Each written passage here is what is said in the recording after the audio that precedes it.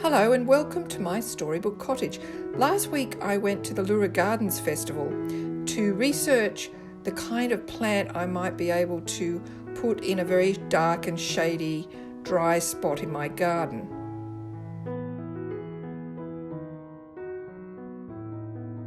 This week I'll be visiting some nurseries to buy a plant or two, but first I'm going to drop into the Blackheath Rhododendron Gardens to do a little bit more research.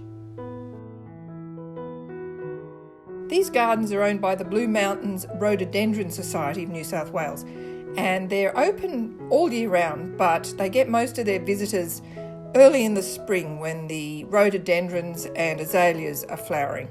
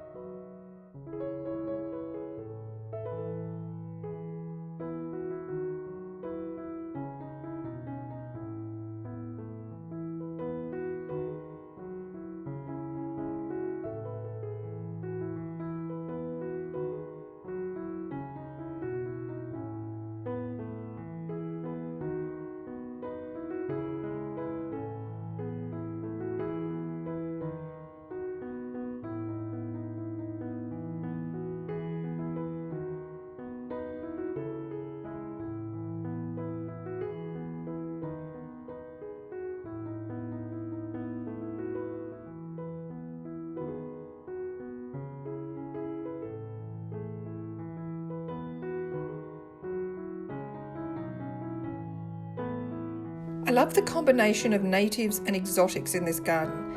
It's kind of fascinating and unexpected and beautiful.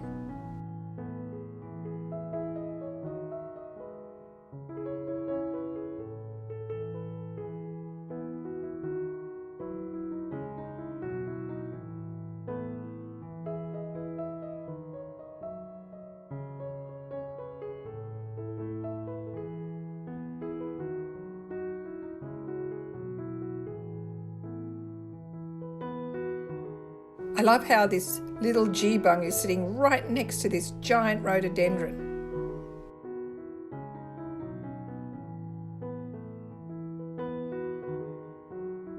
And how you're walking through the bush and suddenly stumble on this huge rhododendron glade.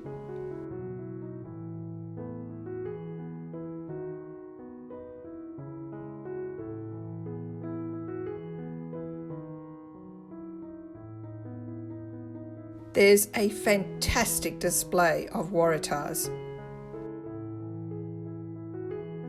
Even white ones. And there's a conifer garden, but I won't find any good understory shade plantings here because under conifers you just don't get anything. As far as low shade plants go, they've obviously used loads of azaleas here, but also quite a lot of native ferns, which I have in my garden as well.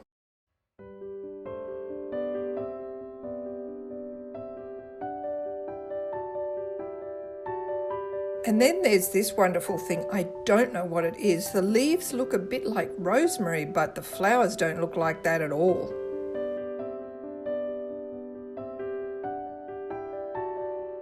I've no idea what this is either. It's a beautiful colour. But I do know what this is. It's a purple flag iris. The flowers usually only last a day, but they have so many here.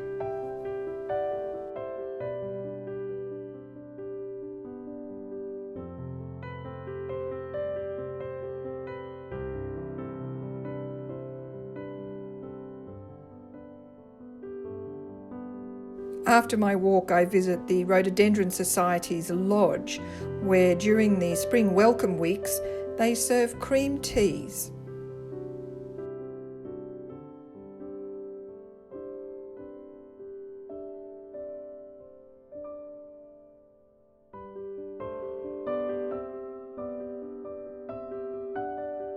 After fortifying myself with a lovely scone, I head up the road to Webber's nursery, which is also in Blackheath.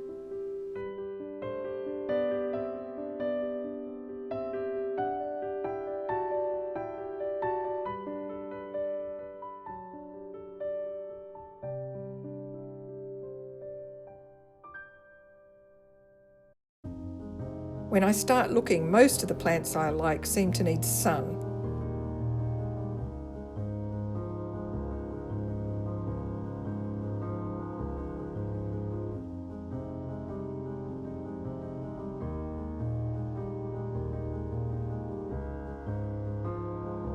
They have a lovely display of shade-loving heuchera, but I've tried heuchera a couple of times and it just doesn't seem to thrive in my garden. And this looks lovely, but it's moisture-loving, so that's no good. I do have lots of azaleas and I worry about spider mite, but goodness me, they have a wonderful array.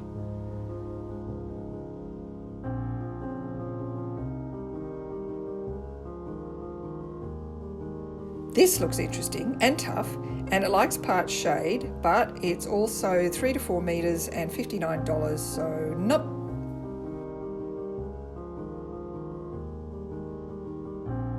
And this is the mystery plant I saw at the garden festival, but it likes moisture. Maybe I'll be safer looking at natives. This is beautiful, but it's too big. I really love this woolly bush, but it says full sun. Won't work. And the wastringers all need full sun. But the Koreas love shade.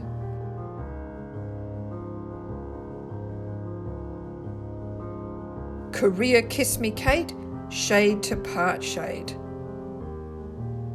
I'm taking it.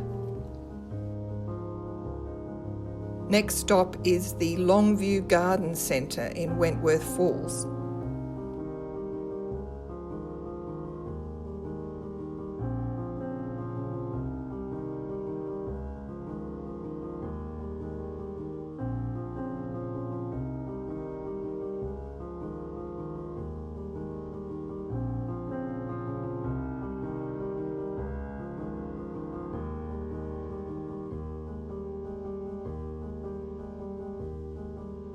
Where I find the most amazing clematis I've ever seen. And some really unusual hydrangeas.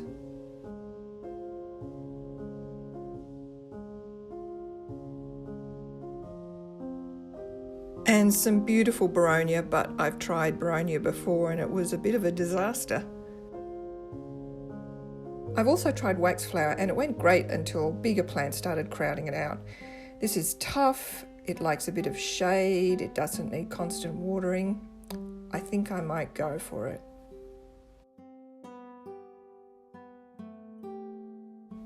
But I'll get a smaller pot because it's cheaper.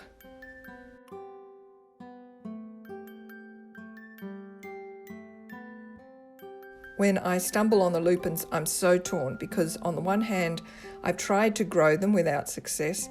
But on the other hand, when I lived in Canada, I used to see them growing wild in the fields and they're so beautiful. It's very tempting.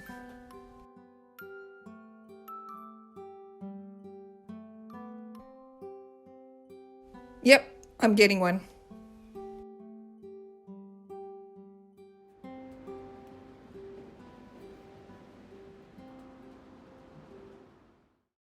When we first moved here 25 years ago, I went mad with planting.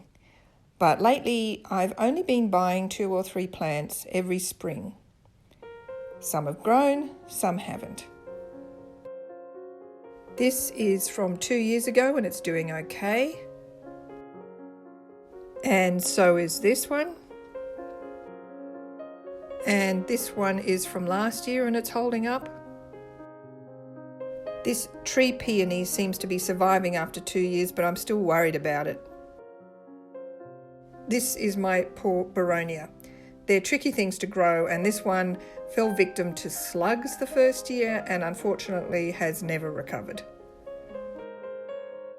Neither has this one. I can't remember what it's called. It's a native and it's really struggling. But despite all these setbacks, I'm going to try again with my beautiful new plant haul. Starting with my new Corea, which is going to replace the Daphne. And also my new wax flower or Philotheca, which I'm going to be putting in a very inhospitable spot, very dry at the top of a hill. And finally my new lupin, which may not survive, but I live in hope.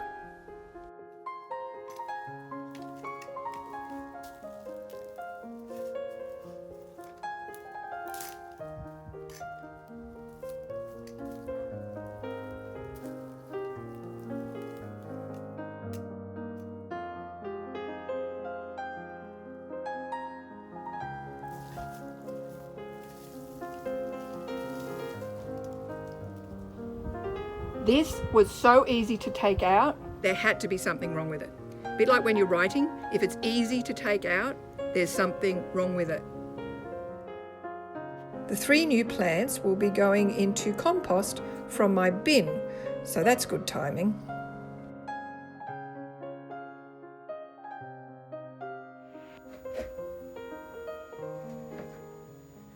Welcome to my garage. My immunologist has told me, because I have such bad lungs, whenever I'm in the garden working with mouldy stuff, I have to wear this. So yeah, if you see me in a gas mask, that's why.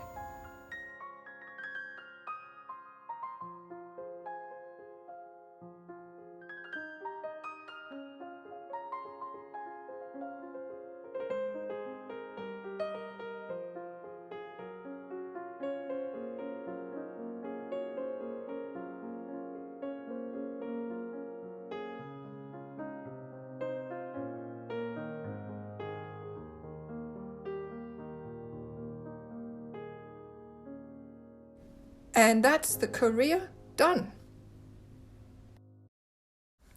And now that the waxflower and lupin are also planted, I just have to sit back and see how they go, safe in the knowledge that I did everything I could to choose the right plants. My research showed me lots of possibilities and definitely put the idea of lupins into my head because I saw some at one of the gardens. The trick with research is to enjoy it. Obviously, it's easy to enjoy when you're wandering through beautiful gardens, but you get to love it when you're digging through libraries and interviewing experts and rummaging around the internet. It's like being a detective, and who doesn't enjoy solving a few mysteries once in a while? I have to admit, I've always loved research, almost more than writing. Maybe I'm more of an historian or a journalist than a novelist, but every time you pick up a department store catalogue or check a price online, you're doing research. It's not a big deal, and it's part of everyday life.